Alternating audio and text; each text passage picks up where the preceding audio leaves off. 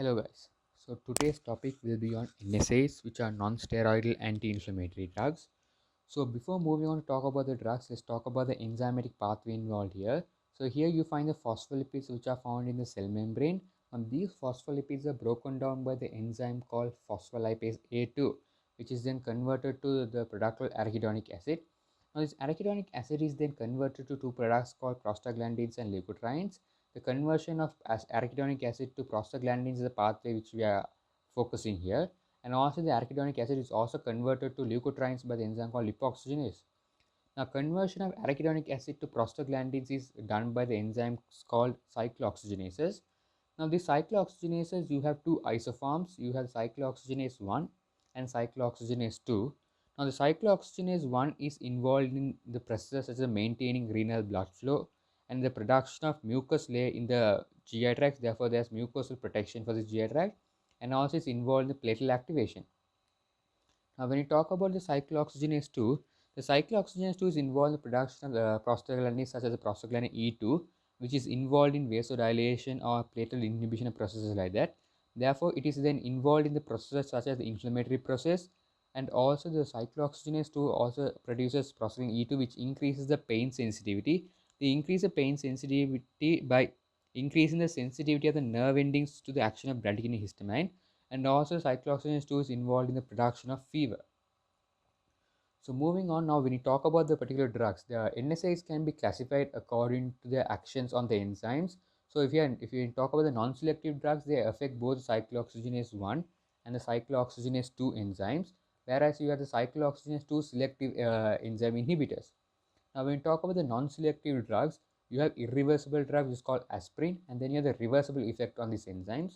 Now, the reversible effects you have reversible effect in drugs. You have ibuprofen, indomethacin, ketorolac, and then you have these drugs which are preferentially cyclooxygenase 2 inhibitors, but they have some cyclooxygenase 1 inhibiting activity also.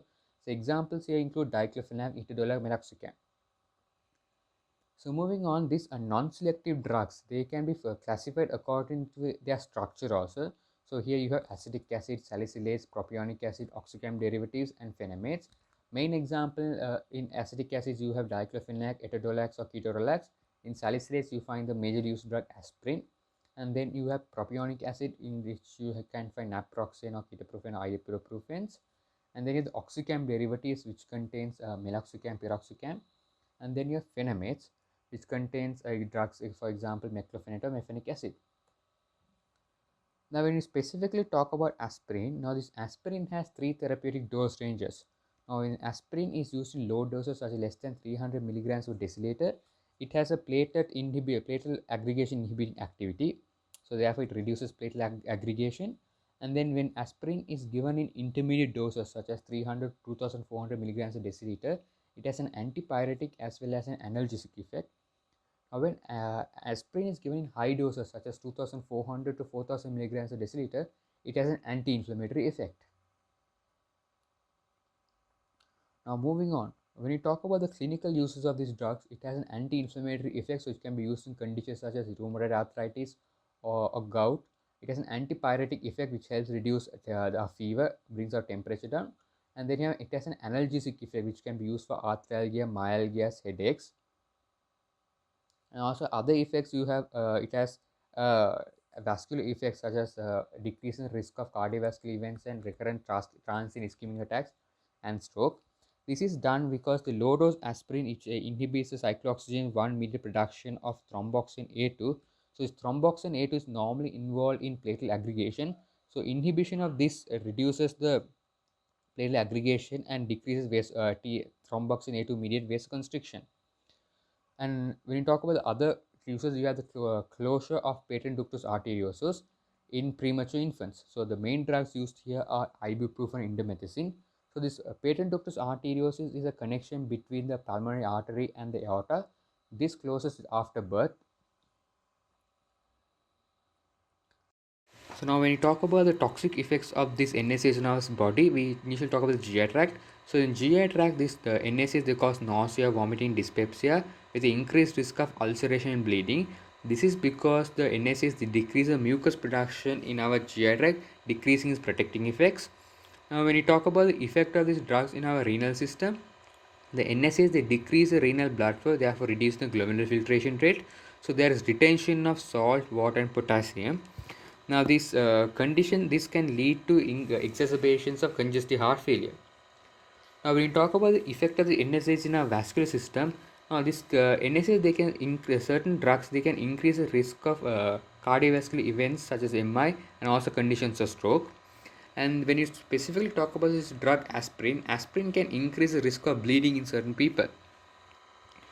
Now, when you talk about the other toxic effects of these drugs, when these NSAIDs are taken in large injections, it can cause central nervous system effects such as altered level of consciousness, as well as this can lead to multi-system organ failures.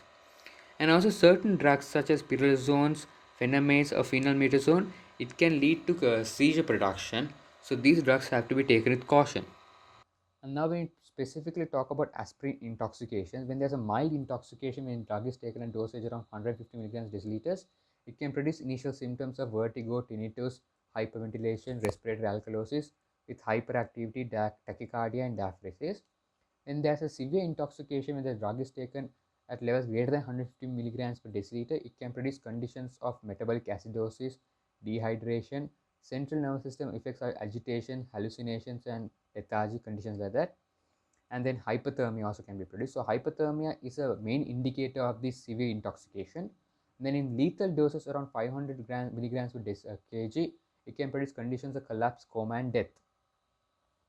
When after that, when you talk about the toxic drug interactions, it is when this particular NSA they interact with the metabolism of these particular drugs, which can increase its effects. So you have here oral anticoagulants, lithium, oral hypoglycemic agents, phenytoin, methotrexate, digoxin, and aminoglycosides.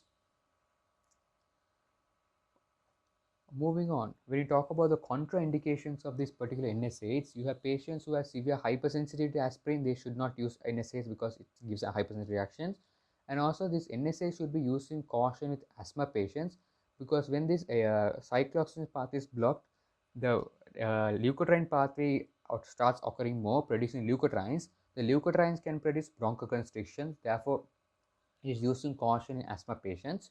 Then this particular NSA should not be used in people who have renal insufficiency, peptic ulcer disease, gastritis, and if they have bleeding tendency.